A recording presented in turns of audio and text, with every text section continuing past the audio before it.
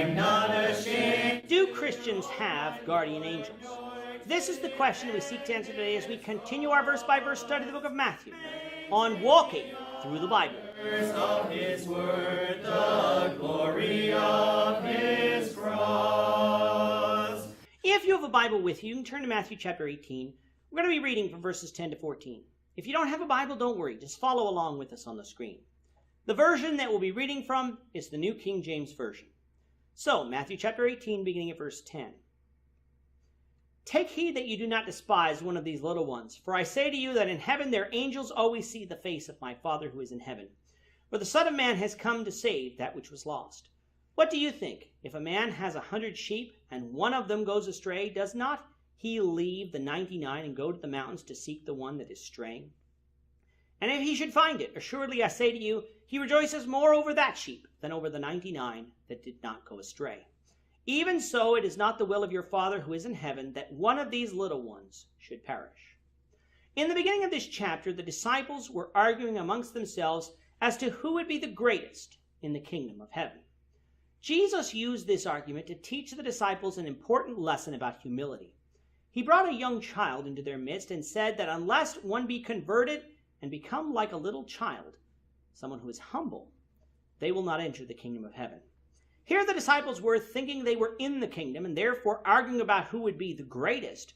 And Jesus is telling them that unless they humbled themselves like a little child, they wouldn't even be in the kingdom.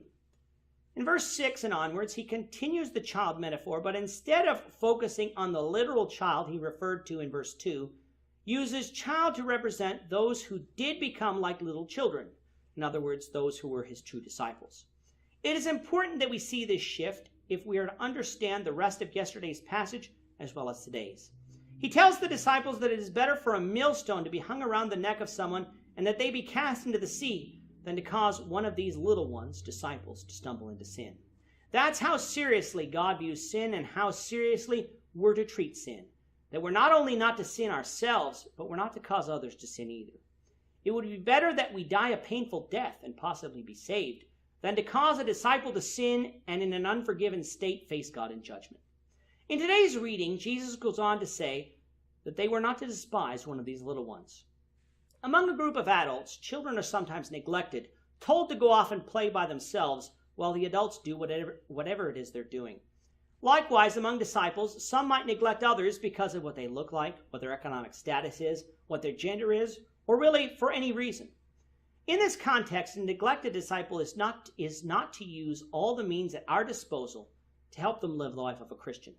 That could be necessary teaching, leading by example, lending a listening ear, etc. But whatever it is, when we neglect a disciple, we're putting temptation in their way. The reason that Jesus said that we're not to despise any of his disciples is because their angels see the face of my Father who is in heaven. This verse is a difficult verse to understand, and we may never understand it entirely, but it has been used to teach that a disciple has a guardian angel. A guardian angel is thought to protect and guide the disciple in living the life of a Christian. Therefore, in this context, I guess, people would say that if we despise other disciples, we're going against the working of angels, of which a report will be given before God. There's a lot about the spiritual realm that we do not know, and angels are one of them. We do know that they are messengers of God and that they do the bidding of the Father.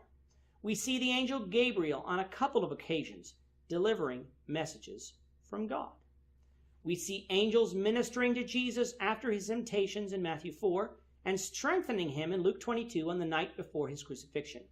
On the whole, then, we see angels doing whatever God wills for them to do, and they obey God. What do angels do for Christians? We're not entirely sure, but Hebrews 1:14 says of angels, "Are they not all ministering spirits sent forth to minister for those who will inherit salvation?" We step into the world of the unknown when we try and determine how angels accomplish this work, and because we do not know, we should not speculate. However, there is one thing we do know. The angels, whatever their role, do not overtake us or control our thoughts and actions like demons in the New Testament did. We are solely responsible for our actions and will be judged based on what we do. I do not believe that this passage teaches that each disciple has a guardian angel, rather that Jesus is speaking more generally about the duty that angels have been given by God for all Christians collectively. And so since angels have a duty towards Christians, so all Christians have a duty towards each other as well.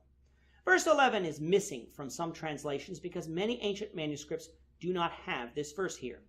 The same thought is taught in Matthew 9:13, so if this verse is actually an interpolation by a scribe later on, we lose nothing, for other places in the Bible teaches that Jesus was sent to save the lost.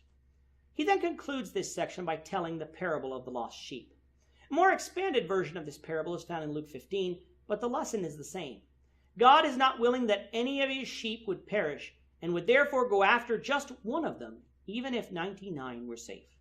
Therefore, we should be concerned about every disciple and not cause anyone to stumble and perish. With that, our time is up for now. The Lord willing, we hope you'll join us for tomorrow's discussion of Matthew 18, verses 15 to 20, as we continue our walk through the Bible, one verse at a time. I'm not ashamed. Thank you for watching today's episode. We hope that you found it edifying and ask that you not only subscribe to our channel and podcast, but that you like and share this episode among your friends, so that the saving gospel of Jesus Christ can go out to the whole world. Of his